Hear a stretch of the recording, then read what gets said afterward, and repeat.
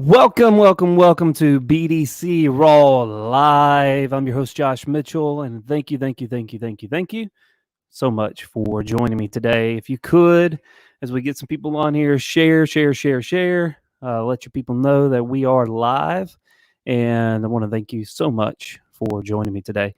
So real quick, I want to talk about BDC RAW event in September 21st, BDC RAW, brought to you by Co-Video. I am your host, presenter, putting this whole thing together. We got an amazing group of speakers, from Joe Ingram to Glenn Lundy to Frank Lopes, Matt Raymond. We have, the list goes on, and we'll probably continue to add some people, including somebody that I'm about to talk to and bring on to the show. And so, but he doesn't know that yet. He might be listening, but who knows? We'll find out. I'm going to ask him eventually. But we've got that going on. And then also Hustle and Grind Con. I'm going to be speaking at the Hustle and Grind Con on a roundtable talking about BDC, my favorite subject, October 12th and the 13th. So get your tickets there at glennlundy.com. That's with 2 N's. And BDC Raw, you can go to bdcrawevent.com to get your tickets there. And so on today's episode, I wrote this down. Let me get rid of this screen. I'll get used to this, I promise you guys. But on this episode, we've got the top characteristics, traits of a great BDC director. And obviously, I've been in the business since 2011, been in the BDC since 2011, director since 2012. And so it's something that I'm passionate about. And so my next person, I brought the big guns. I told you guys I was going to bring big guns when I come to this show. And so I've got Shawn Armorer on the show. And so I'm going to add him here to the screen. Shawn, welcome to the show. Thanks for having me, bud. Appreciate you. Shawn, you are the BDC director of Silver Star Mercedes in Montreal. One of my friendly Canadian friends. You all always say sorry, and you're some of the nicest people. Not to the coronavirus. and it's always funny because everybody thinks of Canadians saying A and all those things, and I've yet to meet a Canadian that does that. I'll try my hardest not to. We do it subconsciously. And so Shawn, for people who don't know who you are, kind of give a little quick bio on who you are. Yep, real quick. So going on 18 years in the automotive industry this year. Broke my teeth 18 years ago washing cars. I came up actually the service drive. So I went from car washer to service manager and everything in between along this beautiful journey of mine.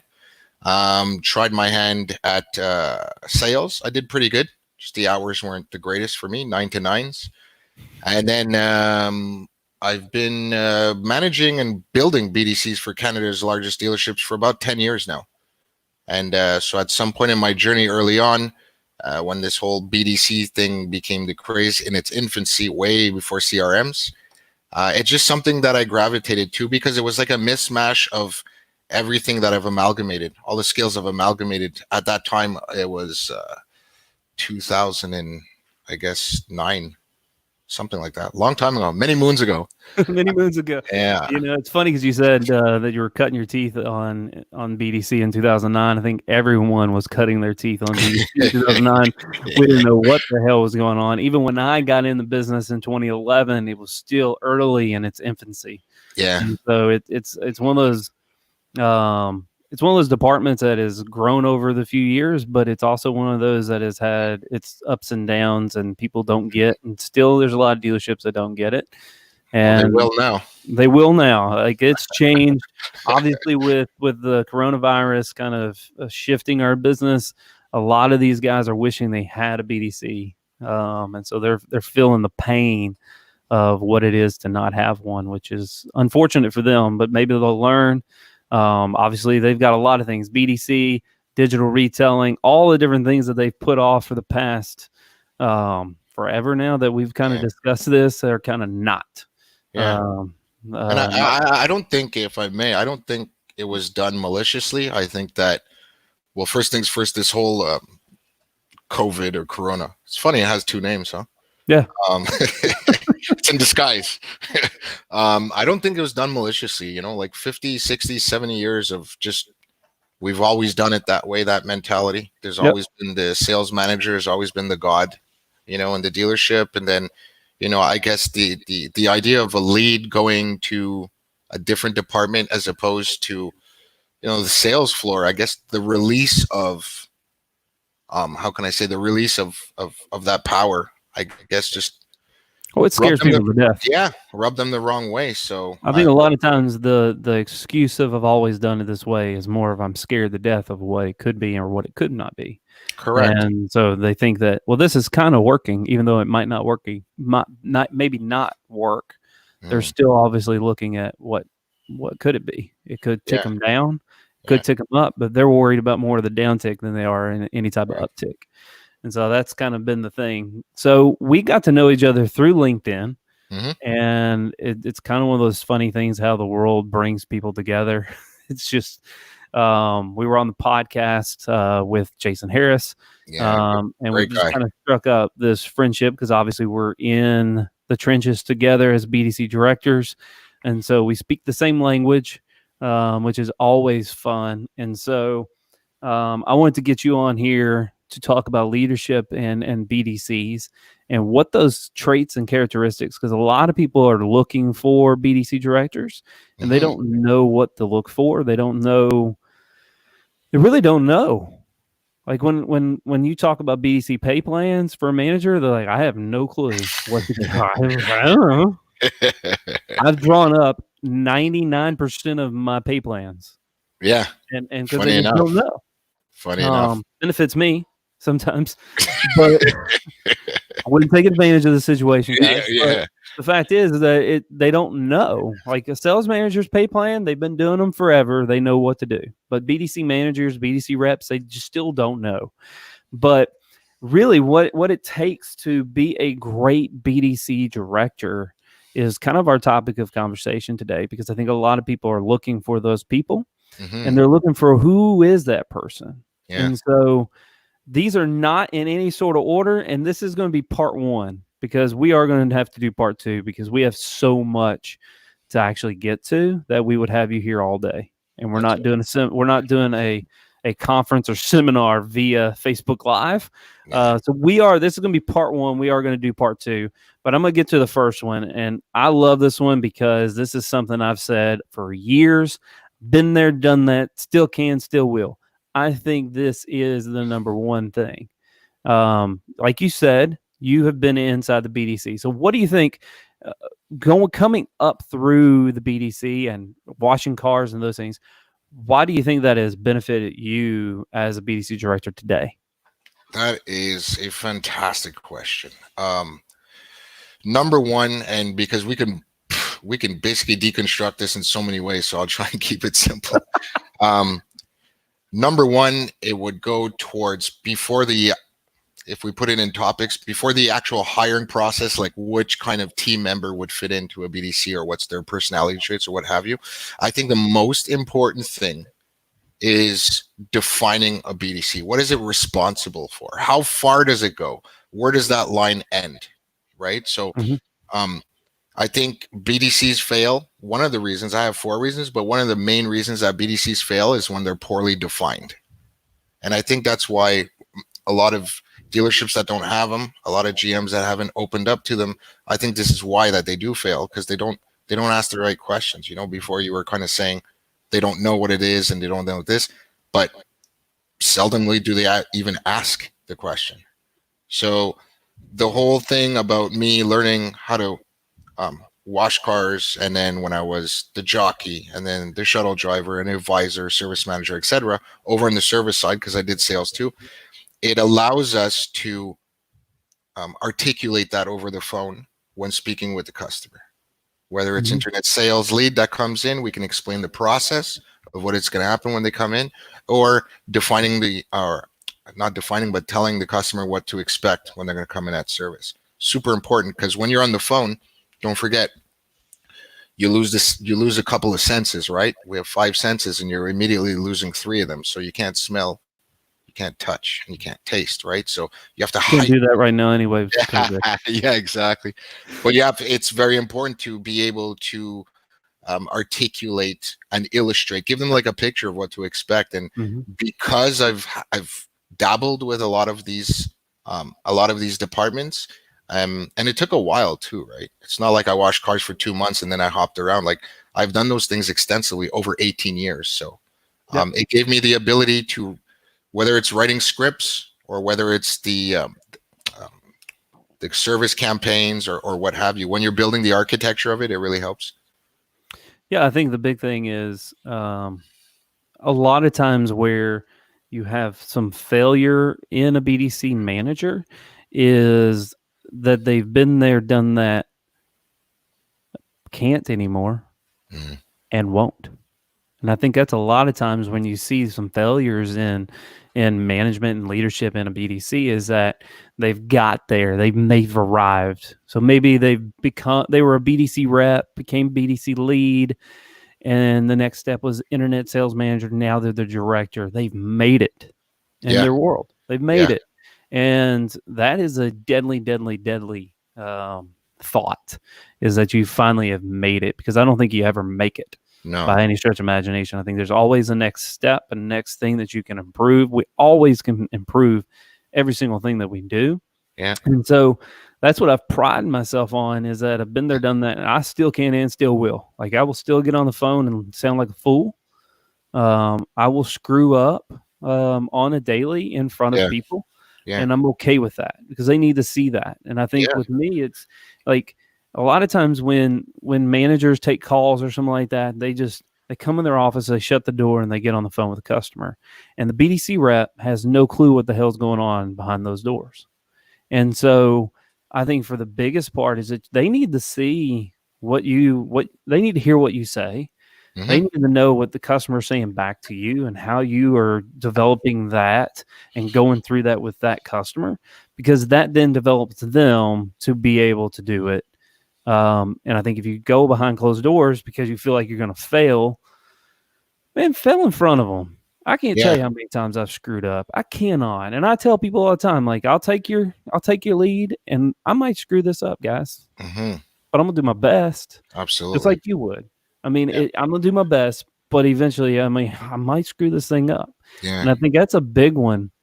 And so, you know, if you're looking for your BDC manager, I don't know if I go with director level yet, but if you're looking for your BDC manager, you have to have somebody who's been in the trenches, who maybe has sold cars or has been in the service department, that has been able to, because if you have a service BDC, that's a huge piece of it. But they've been there and they've done that. Like, they know what's going on, so they understand the salesperson's perspective when you make that appointment. And those expectations, they understand the service side of things, and as an advisor, all of those different things that they go through, they've been there. So I think that's the biggest thing, is that you have to have that type of, and I'm not saying everybody has to have had to sell cars or had to be in the service department to be a great leader, but I think you miss a lot if you haven't been in that capacity. Yeah, great point. And what I would add to that, those are great points. So a couple of things, and I think you and I we're basically cut from the same cloth with respect to that, because I'm not as arrogant to think that I don't make mistakes. Exactly to your point. So we do a thing. It's not particular to us. I'm sure many people do it, but over the years I've developed kind of my own strategy. At 18 years, you kind of your intuition is way up there that you could just permit yourself to take more chances, I guess. Yeah. Because you can get out of them easier. That's the only reason why. But I do this thing every day. Each one of my reps, we call it touching desk. So kind of like a sales manager, you know, before a customer leaves, you know, the salesman has to go to his desk. Okay, are they buying? Are they not buying? I do the same thing. So they're required 3 to 4 calls each every day. No matter what I'm doing, I have an open door policy. But no matter what I'm doing, I need to get on the phone, each of you, 4 times. And this is outside of the phone listening and the training. All right. So, they are required to give me, right before you hang up that button, you randomly just give me 4 calls, all of you. And I kind of just get on the phone, I speak to the customer, and I just get a pulse of what happened, where it's going. So that's one thing. And I think the most important thing when you're talking about BDC directors, or like you said, let's not go to director yet, because that takes a while. But anywhere, the capacity of 3 to 5 years, to me, that's manager territory. And what happens is, you're never perfect. As you said before, we're always learning. But what has happened is that I personally, and I'm sure you're the same, I have failed my way to success. I have fell on my face so many times that I actually learned from my mistakes.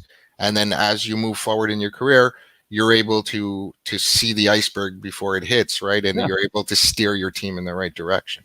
So, I never have, looked at my failures and been like, holy shit, what just happened? Like, that's for everybody else. Like, I moved on. I learned from it and moved on. Like, if you want to dwell on the fact that I fucked up, then go right ahead. But the reality is, if you want to wear the C on your jersey, that's the right that's the mindset you have to have, like, right? I'm going to move on. Like, it happened. Whoops. Sorry. Let's go.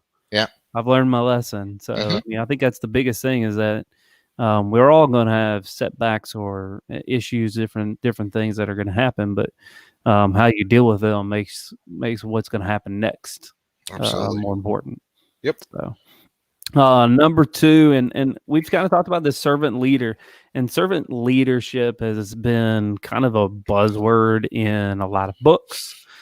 Anyone who listens to like John Maxwell, Craig Rochelle, like there's a lot of great leadership books out there that, and I've been on a kick for the past 2 years to really focus on leadership.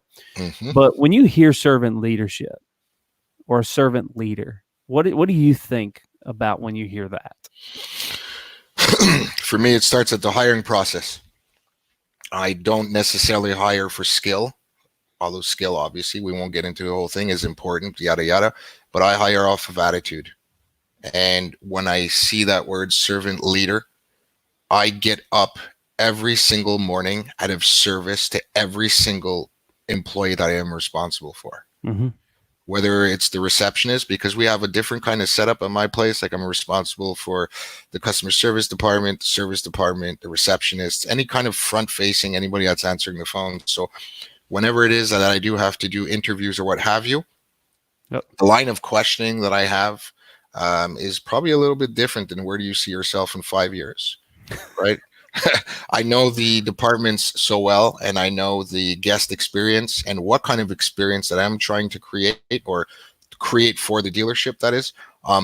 So I'm looking for very specific traits within that CV, and more so the CV, because I like to talk to people. I think CV is just, people have had the time to sit down for 3-4 days and just choose the best words in the thesaurus. But so at the actual interview, servant leader just means like, if ever I don't choose somebody, it has nothing to do with that person. It's just I feel that that person is not necessarily going to evolve or have success in the position that is required. And it's my responsibility.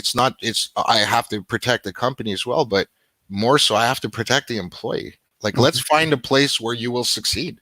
If I know you're heading down the wrong path, or if I know that, okay, you're going to, typically speaking, after the lifespan of a BDC agent, typically, roughly, that I've seen here in my area, is about 2 to 3 years before they start thinking, okay, well, what's next? So right away, that for me starts at the beginning. Like, I know you have what it takes to get the job done in the next 2 years, but do you have the right attitude for me to build you up potentially to be a team leader or what have you? So I do things out of service. That's what it means to me. Yeah, I think a lot of times anybody who's gotten promoted to being manager, so to speak, a leadership type of position, get the wrong mindset of, you now work for me. Like, you employee, you work for me now, which is totally wrong. Like, every day I come in, I work for every person that sits in my office. Every team member in there is my job to work for them, not them to work for me. Absolutely. And I think that's a lot of times when I look at being a servant leader, like, I will do anything and everything. I will put you in the right place. I will try to guide you through your career. If it means that an exit is going to happen. Like it's just not the fit for you. Like we do a really good job of hiring, but sometimes it doesn't work. Yeah, And they know it. And I think if you hit them with some grace and have the conversation with them, they know they don't like this job or whatever the case may be. So for me, it's always been, okay, I have to find you an exit that you can exit with grace and that you can figure out what the heck you want. And maybe you don't know what you want, and that's okay. We're going to try to work out and see what's going to work best. Because most of the time you have good employees, it just they don't fit for whatever reason, and trying to figure out where they fit inside the company first before you just give them the boot. But I think it's obviously a good scenario if you just have the conversation and let them know, because they know that they don't fit. Yeah. And they know that they're not happy and they're not doing a very good job for you and for themselves. And so it's in their best interest to exit, but let them exit with some grace. I think, I've fired a lot of people in my career, and I hate it. It's one of it's the worst part. It's the worst. It's one of those things that I've gotten better at it over the years. And not to say that in a good way that I've gotten, it is better for me and better for them the way that I do it today, but you're wrecking someone's life. And so I think for me, I want to better my teammates. I want them to make the most money that they possibly can. I want them to have a life that's better than when they first stepped in here. And so there's a lot of things that go along with, being that leader that serves them and making sure they're taken care of. Yeah. And I think to your point, there's a saying that I read once and it just stuck in my head and it makes a lot of sense. And it's the perfect time to say it. So, and not to say we need managers, the manager position, like I've been a manager too, is very important, but managers do things right. Leaders do the right things. And the day that whoever is watching right now in BDC can figure that out, you'll know exactly where you belong.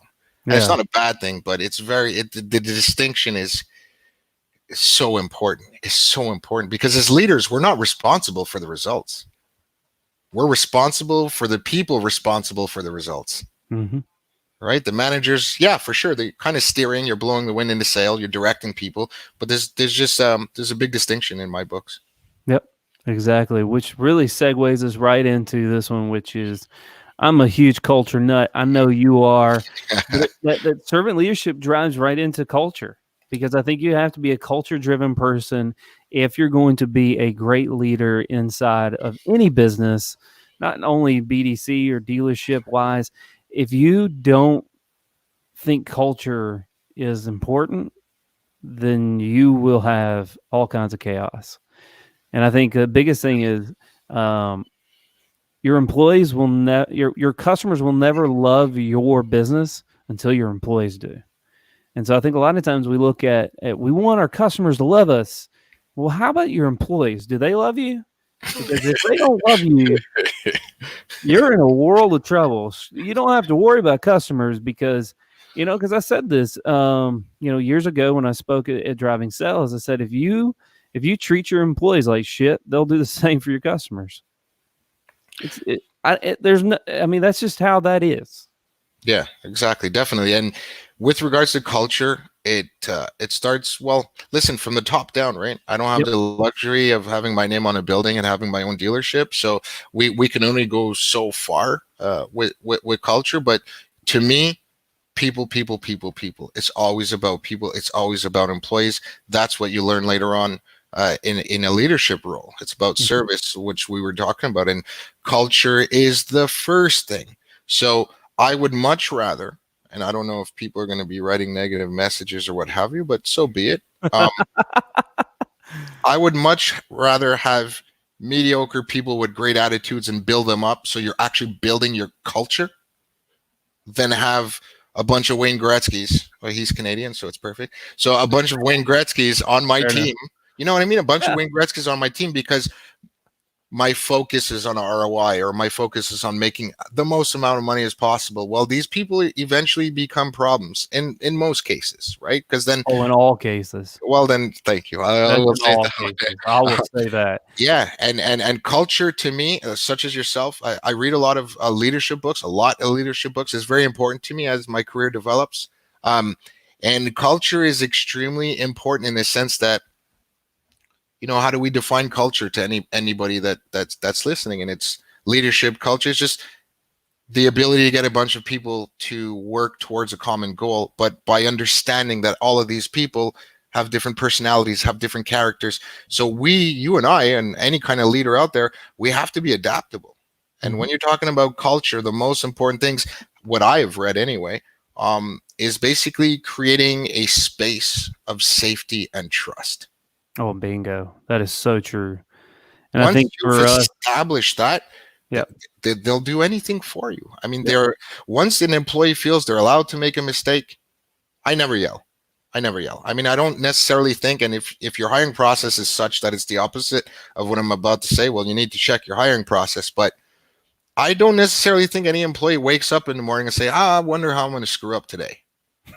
Right? I just don't feel that, as Homo sapien was biologically built that way, right? Yeah. So I really feel that we need to create environments where people can come up like we did. We made a lot of mistakes, and it's normal to make a mistake, and it's a learning opportunity, right? Yeah, I think it's one of those things where when I look at great cultures inside of dealerships, when I see the Capital Chevrolets with Alex there, with what Dan Cummins has done with Josh Cummins, and what Glenn and I did there, was creating this just huge culture of, I mean, it's insanity. It's almost, in culture, there's the word cult in there.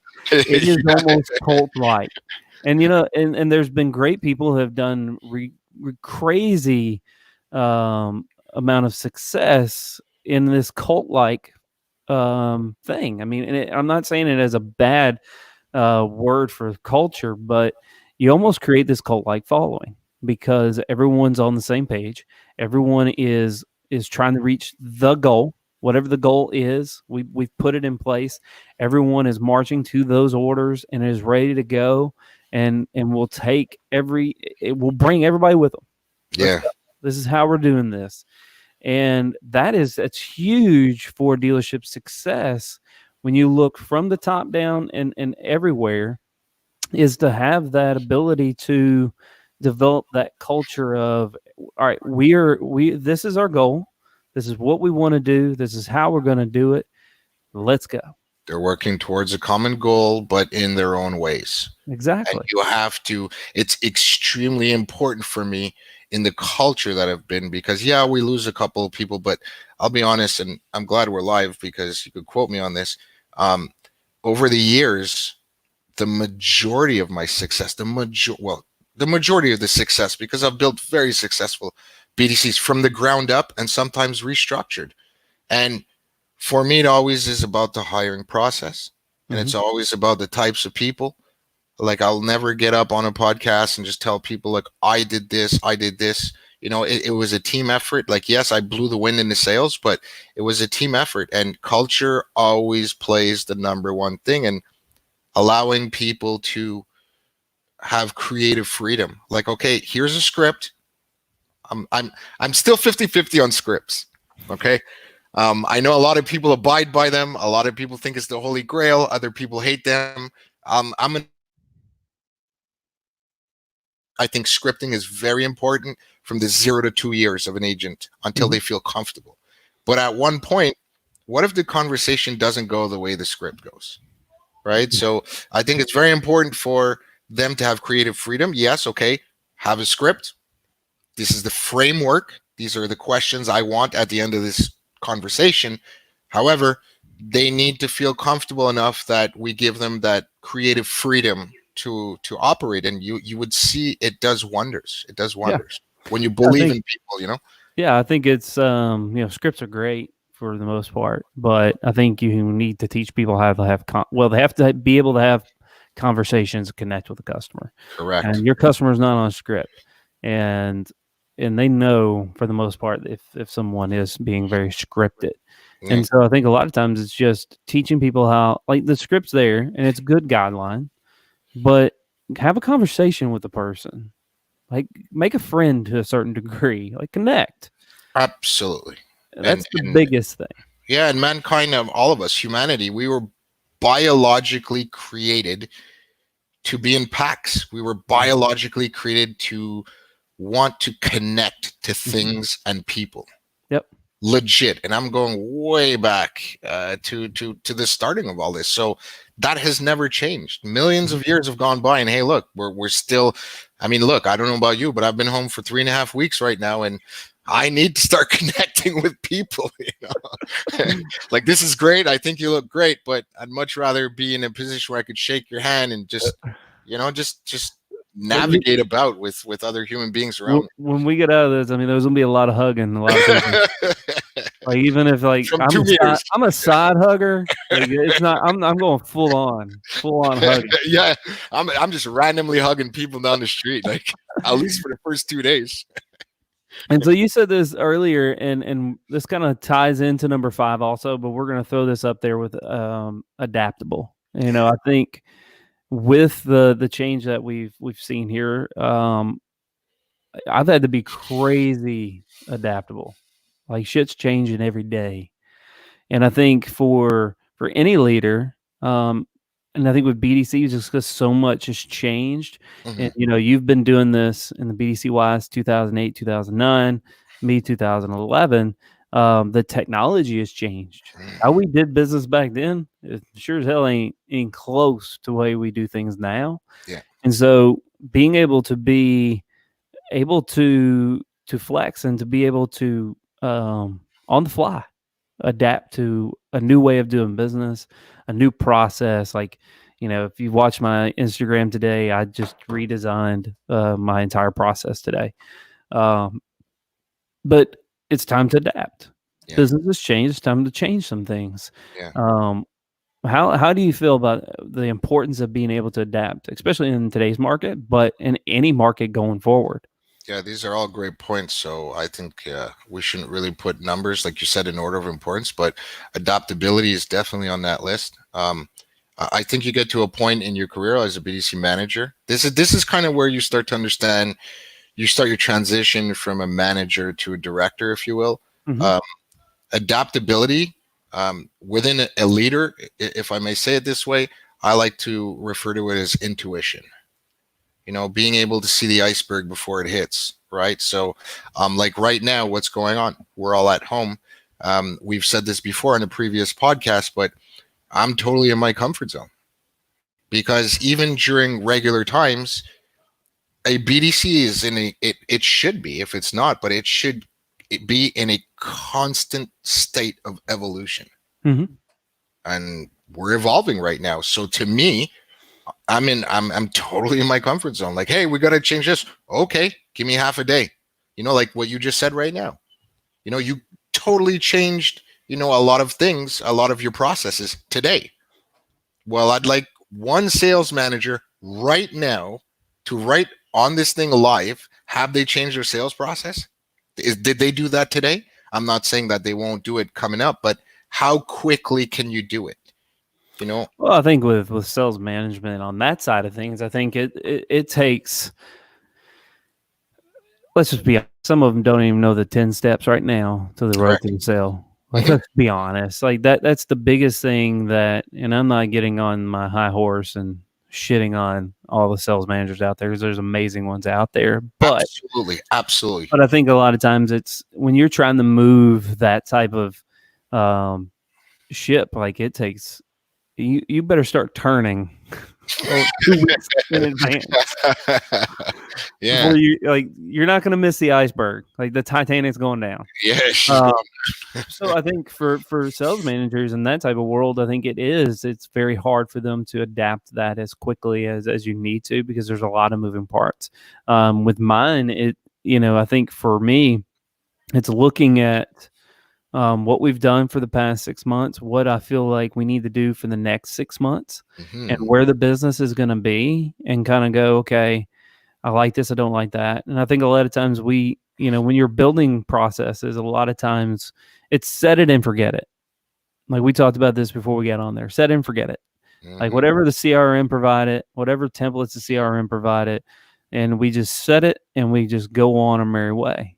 And the problem with that is it's not geared to what our consumers are doing. It's not geared to what is really important and how we really should do business. And so we never look at it ever again. But the problem with that is that you lose so much from that.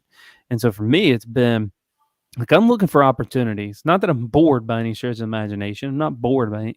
I'm great.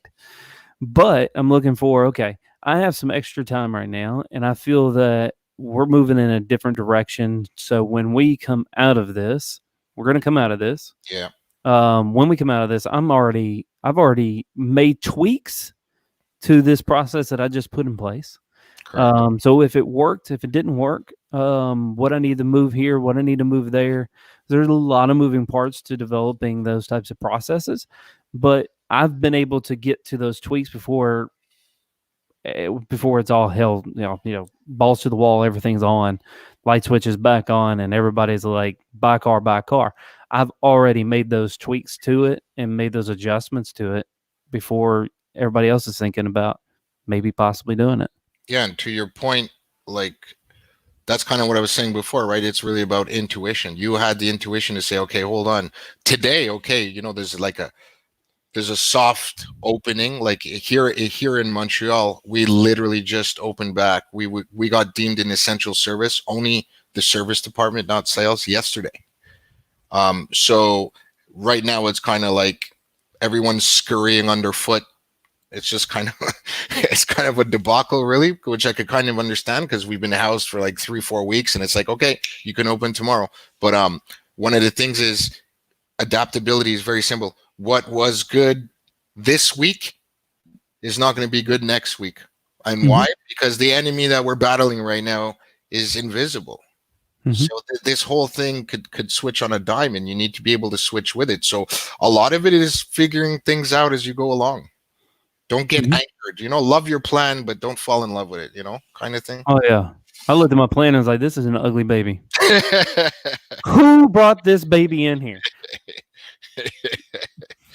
Put her back in.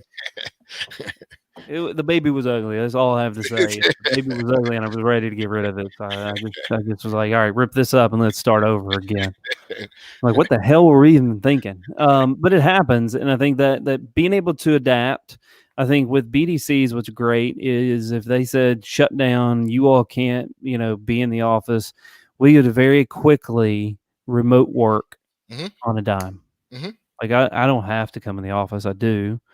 But we could definitely work our business completely from home if needed. And I think that being able to adapt to it very quickly and just go, okay, here's how we're going to do it. Here's what we're going to do. Which I think is with any dealership today is that you have to be extremely adaptable for what we're going through right now. Which you put up here lead, and it kind of goes along because we have adapt in there. But listen, encourage, adapt, and develop. So I'm going to have you start with listen and kind of we'll go down through this on that lead type of a platform. Absolutely. So, I mean, this is not mine. We've heard it before, but again, lots of reading. So too many times we don't listen to understand. We listen to answer. Yes. That's just how it is. So I think that if they're talking to us, that they want us to actually answer. Yeah, like while someone's talking, I just want you to listen. I'm not even listening to you right now. I'm like already constructing. I've already solved your problem. Yeah, right. Like, so shut up now. I've already solved it. Okay, here's what you need to do. I'm going to bring you my lotto ticket. You could choose my numbers if you're so smart. So I think, and one of the things that I've been taught also is when we're talking about listen, for me, any person that's kind of transitioning to it or a leader, I mean, they could correct me too. 2 ears and 1 mouth. So listen twice as much as you speak. When employees wake up in the morning, seldomly do they wake up wanting to screw up. Seldomly does anybody want to wake up to be a failure. So everything is important to me. If someone says, Shawn, can I have a moment of your time? And I do have the time to do it. And if I don't have time to do it, I'll make time to do it. You have to, it's critical. But you could kind of gauge it the way they're asking. But typically speaking, I would ask them, if I have to do something in 10 minutes, the last thing I want to do is kind of just brush them off. I'll say, listen, is this something that we can address in 5 minutes? Because I want to give you the necessary time. I want to give you the necessary time that it takes to really listen to you, but I'm going into a meeting in 10 minutes. So can we do it after, or can we do it now? So that totally puts the power back in their hands, right? So that's listening is the key, because that's how you build culture. I mean, I want people, you don't necessarily have to like me, but when you go home at night being known that you're treated fairly and I treat everybody the same, that's what I'm into. Yep. What do you think of listening? Yeah, I think it's I've always had an open door policy. Do you have a door? I have a door. I do have a door. I don't have a door this way. I have a door that way. But I've always had that. You can tell me. I've told my people, like, if I say something stupid or something you disagree with or anything like on those lines during a meeting, I want your feedback. Like, I want to be able to understand and listen to where your pain points are. And I think it's helped. At times it's maddening as a leader sometimes, because you listen so much, you're like, I just want you to shut up. Yeah. Like I get it. Now you're bitching. But I think for me, it's been able to develop that relationship by me having those conversations, understanding where they want to be in their career, because I think that's important for me as a leader. I want to level people up in their life and in their career. And so you can't do that if you don't listen. If you don't ask the questions and listen to the answers, really listen to the answers. Correct. Really get the answers from them, because a lot of people are not used to being asked the questions that I ask my team. But listening to them, and then once you figure it out, all right, it's your job as a leader to really to execute that for them. Like, if you fail that, you fail them. Now it's on them too. Yeah. There's things that are on them too. They have to do what they need to do, but you have to do what you need to do too for them. And you know what? This is amazing that you said it that way. So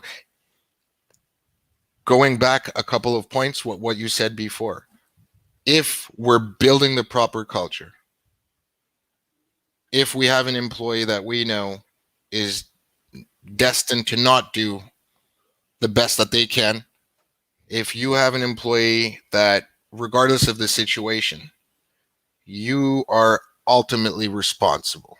That I put that pressure on myself, because before someone gets to failure, did I coach this person? Did I try? Why didn't I let them go a long time ago, et cetera, et cetera? I mean, there's a number of components and there's a number of ways, but ultimately, if something happens at some point as a leader, that's just the price of it, right? That's just the cost of doing it. But I wanted to be a leader, because to me, it's more than just revenue. And I feel so fulfilled as a human being when I can teach somebody something, or I can make them better at their job, not as a human being, but I can't make that call. But if I taught somebody something, if I showed them something, and I make it a point, one of the techniques that I use, and I'll give it to everyone, is I ask them in my hiring process, I'll ask them, would you rather be 100% better at something or 365% better at something? What do you think their answer is? Obviously 365. So then I look at them and I say, well, how are you going to do that for me? And they're like, well, I'm going to work really hard. I'm like, I know you're going to work really hard, because I'm going to be helping you work that hard. But essentially what I want is, I don't want you to work hard. I want you to work smart. So in order to get that 365, I want 1% out of you every single day that you come to work. So it's not this crazy, try and impress me in the next 3, 4, 5 months. You do 100% and then you go. Let's just do it incrementally. Incremental growth is what I call it. And that's the way I look at it. Yeah, the new penny always shines. Yeah, buddy. I mean, you don't have pennies up there in Canada, but that's okay. Yeah, well, we recently got rid of those. We should too. We just use the math system, round up, round down. Yeah, And we're double taxed, right? So go But figure. I think that goes in line with encourage. I think Same right, thing. segues right into encourage. Mhm. You have to encourage your team. You don't have to be the big motivator, like come in and have this motivational speech and motivational video and yada yada yada. But I think a lot of times they take this to heart, and you have to have that conversation when someone's having a bad month to say, all right, hey, chill out for a minute. Like I don't give the holy shit conversation to a BDC rep on the 30th. We have the holy shit conversation on the 8th. Yeah, 5th. exactly. Like that's when you have it. Yeah. Because that's when somebody can do something about it. Yeah. And I think it's really having that conversation and listening to where their pain points are Mhm. to encourage them, like, okay, here's what you need to do. Get them back onto the path that they need to be on, because as you know, in any type of BDC or call center scenario, it's very disheartening when you're just pounding the phones and you're not getting anywhere. Mhm. And so they need that reset button, and they need a little encouragement to get them back on track. Yeah, and you know what? It's funny because all of these points kind of tie into each other. So this is actually a great topic that you brought up. Let's not forget, however, everything is a double side coin. Everything, right? So there's two sides to everything. So encouragement can only be well received if trust has been established.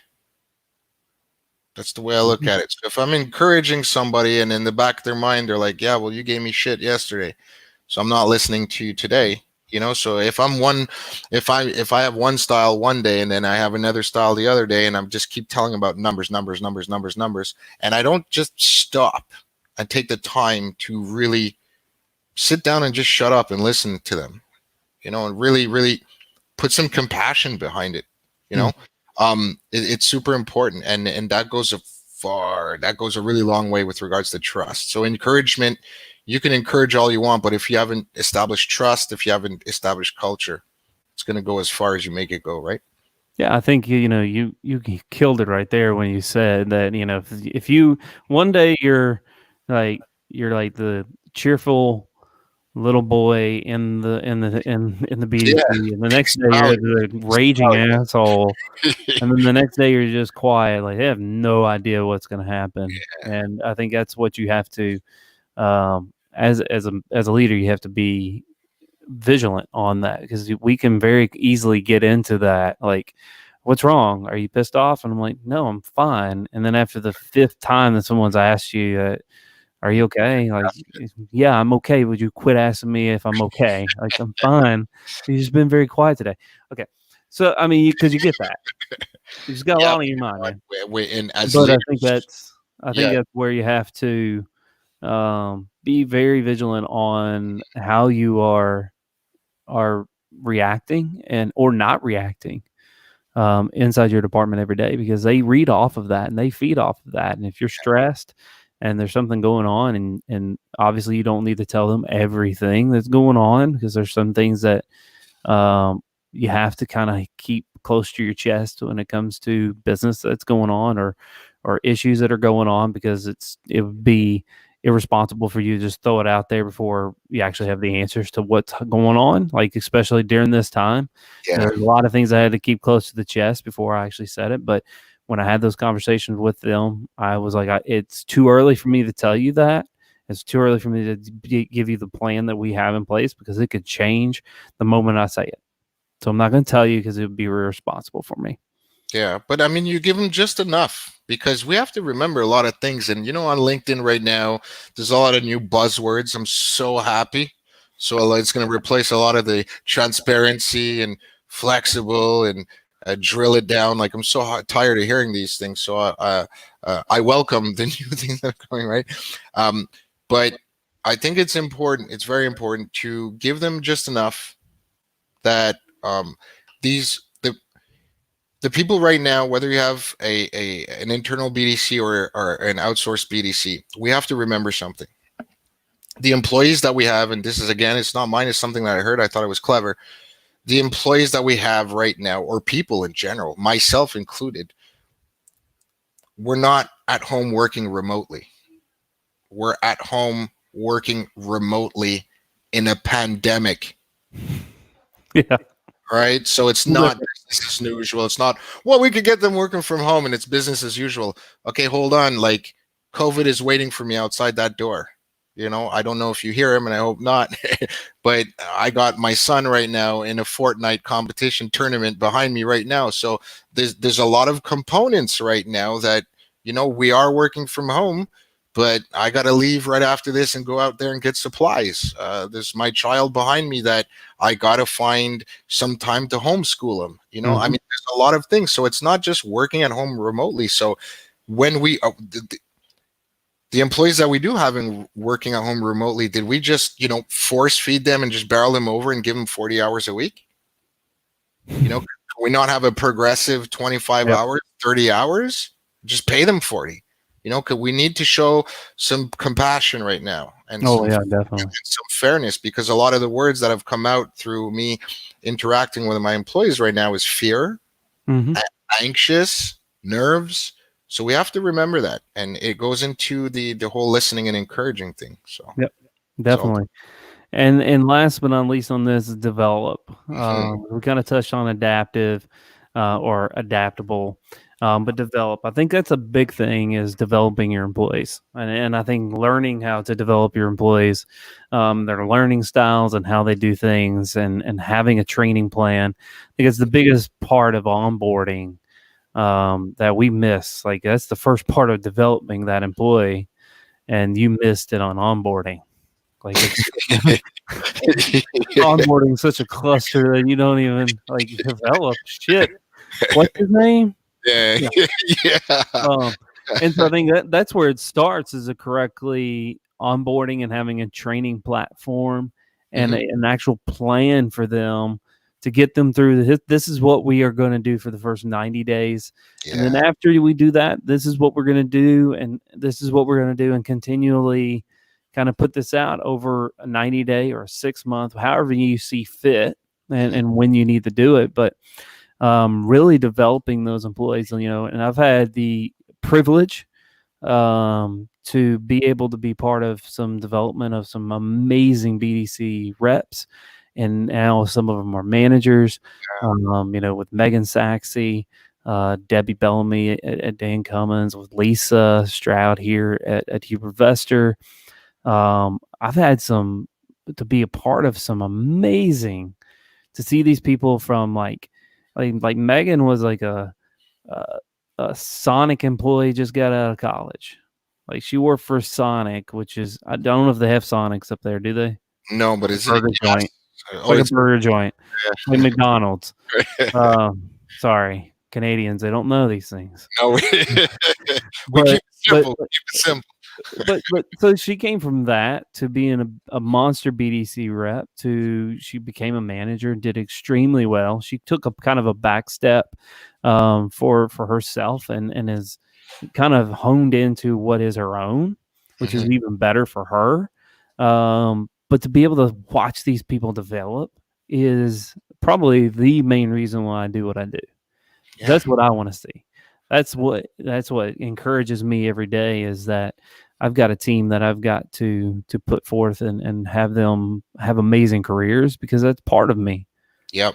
And you know what? I could sum it up really, really quickly, because I would basically say the exact same thing as you, because we're more or less at the exact same point in our careers. So one of the things, again, which is why we read so much, because we gotten to a point right now where we understand the base, we understand the framework, we understand what we're doing, but now there's a small shift in our evolution. And right now it's a little bit less framework and structure, because it's there.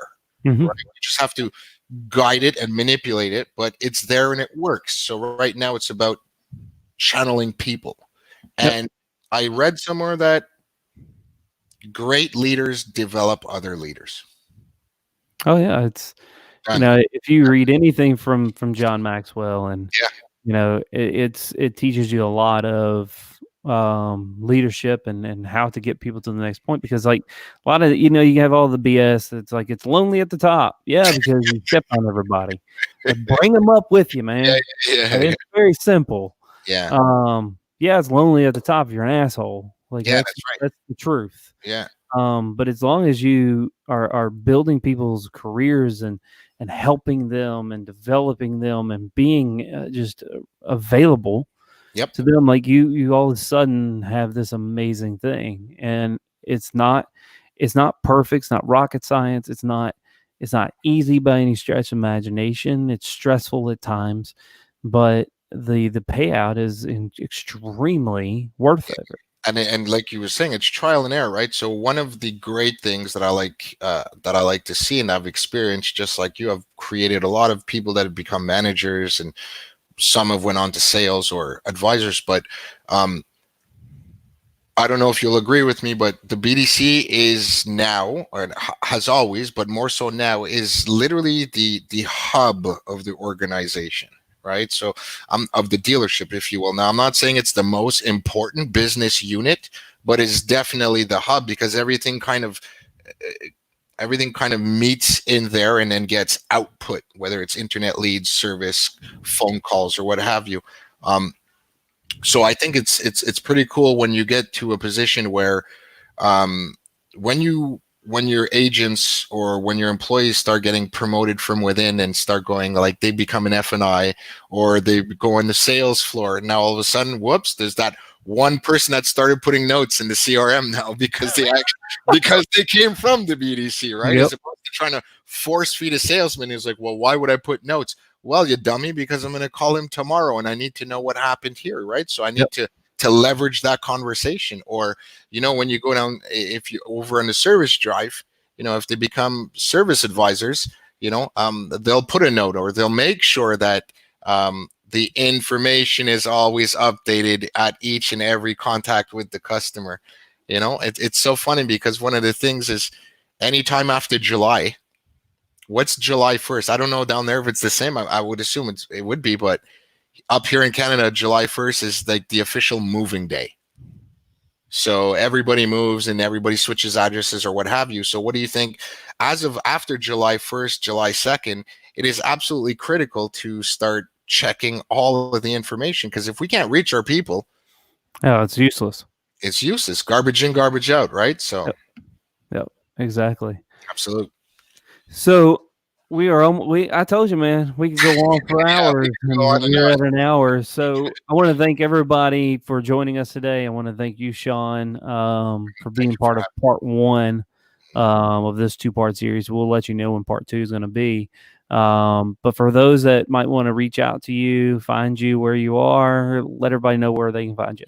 Yep. So you can either do that on LinkedIn. I guess you'd put up the correct spelling of my name. So last name is Armorer, so Shawn Armorer. Or you can email me at thebdcalchemist@gmail.com. Awesome. Appreciate everybody. Everybody have a great day. And I don't know when I'm doing another one. I'm gonna have one here soon, but I'll let you know. I'll put it up there and post it up, so we'll let you know. Thank you guys so much. Have a great day. Thanks.